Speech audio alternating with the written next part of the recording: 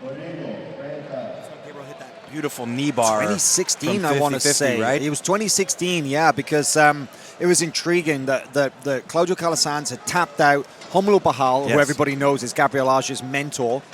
And he tapped him out with a knee bar in Abu Dhabi. And then, around about 2 months later, Gabriel Arges returned the favor, tapping out Claudio Calasans with a knee bar of his own. And he actually made it into the finals of that tournament, closing out with his teammate Otavio Souza. So these two, they know each other well. And Claudio Calasans, very well known. He's one of the few guys who still favors this close guard position, right? An omoplata attack here. Arges has stepped over, so he'll probably get that left elbow free. This is very difficult for Calasans to get the extension he needs on the legs here. Arges has that foot right there too, and he may elect to try a toe hold off the release. Yeah, Arges has done a smart move here by crossing his legs. Yep. The omoplata doesn't really seem a threat here. He's just more of a kind of a trapped position. Yep. He's going to want to make sure that Calasans doesn't thread a knee through. But that's going to be a sweep for Calasans right here. Yep. You have to think, though, with his propensity for that knee bar attack, Gabriel Arges will be thinking, as you said, upon the release, to go straight after it. He could pummel his leg into the middle.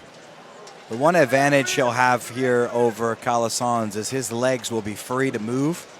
Calasans will not, but he's not in a great position, Arges, but his legs are free because he's posted on his shoulders. Calasans' legs are planted, and so he'll have a minor advantage when we're dealing with getting onto the legs, Will Arges.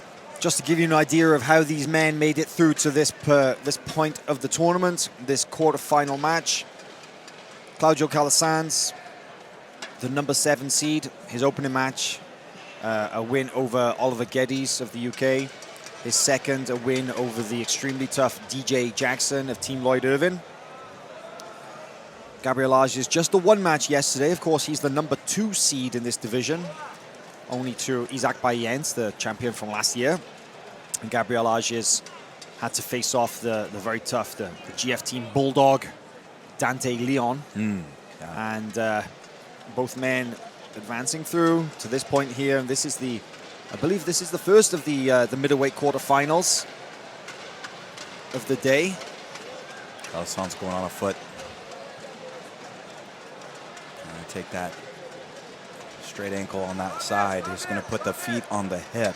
You think that Arges' foot is deep enough to keep him out of trouble here? It seems to be. At this point it is, but we'll see how Calasans has that left foot on the hip.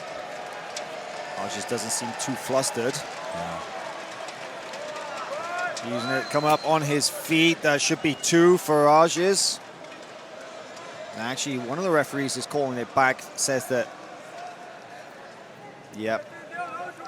It's going to stand, actually, but it did look like Arges maybe got the points a little early. A little early. Still not out of danger of that footlock either. No. Actually, you can see the toes are starting to fold. Do you think this is? Do you think this is a real threat, Sean? Well, Calasans has a good one. Now he let it go. Let it go in favor of actually coming up. Yeah.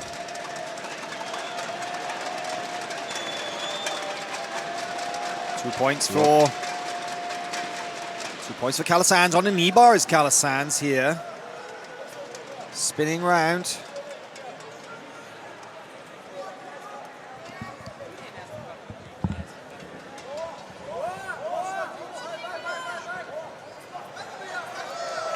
Whoa, Arges coming onto the back here. Let's see if Calasans can save his by getting that knee. Nope. Arges got great leg position. He's going to get onto the back. Well, that is a Felipe Pena-esque back take. Ooh. Gabriel Arges, beautiful work here. Climbing around to the back. Wow. Scoots around. Got the body triangle on. Calasans standing here. Rear naked choke attempt. And he should, because it'll bring the hands up to defend. And if he wants to put the hooks in after he's trying to strangle, he can always do that. Oh, it's on the jaw. There.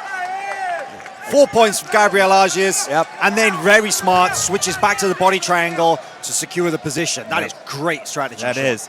Attack the neck to get the hands up, put the hooks in, and then get back to a better position with the body triangle, especially in the standing scenario here. Well, Gabriel Arges is a very close friend and occasional training partner of Felipe Pena, the Gracie Barra teammate. And that back take was something you would expect. Yeah. Really, it was straight out of the playbook of Felipe Pena. An almost magical ability to find the way through to the back from any position. It's gorgeous. And if he gets a hand on the lapel, Calasans is going to have to be very careful because he can fall off to the side and scoop up that near leg and create so much pressure from this standing position and standing bow and arrow.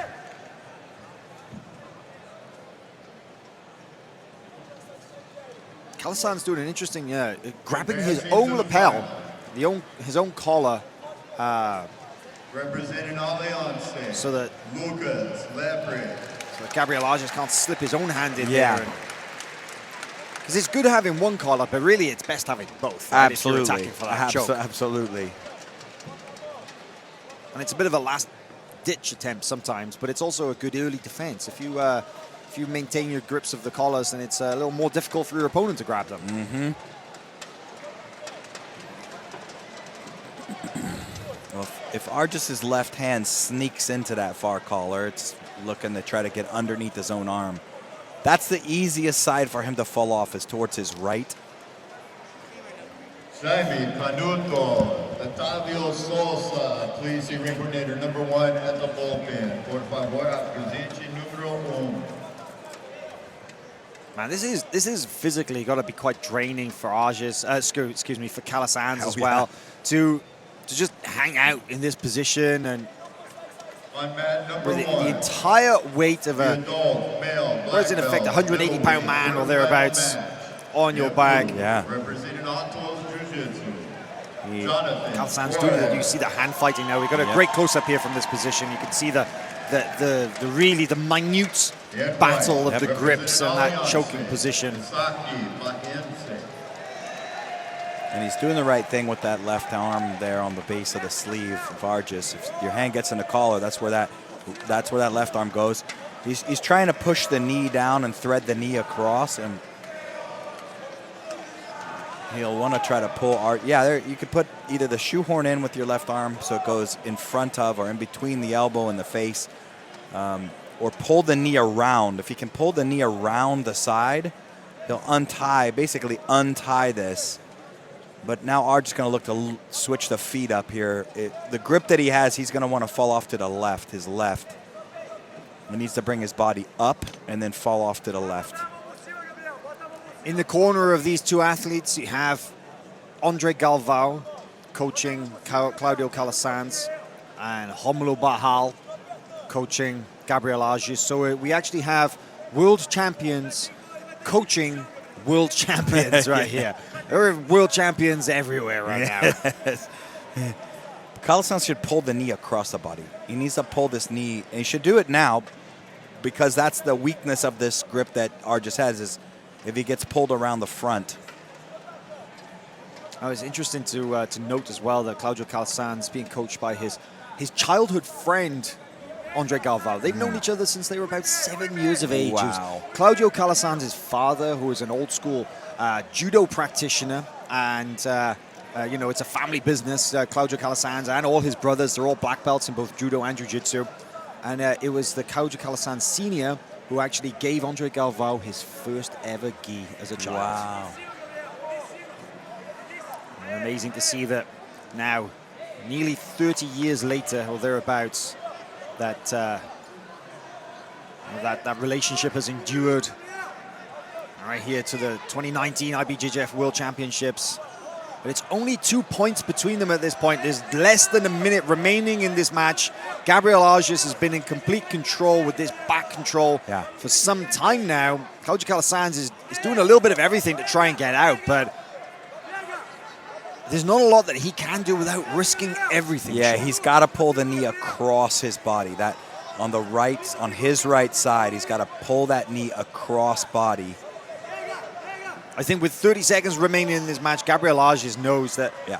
he can afford to open up a little bit, but certainly doesn't want to give too much because Claudio Calasans could explode out and potentially get something back on the board with 15 seconds remaining in this match.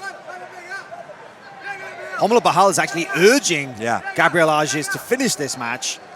Now we see a little bit more of a choke attack.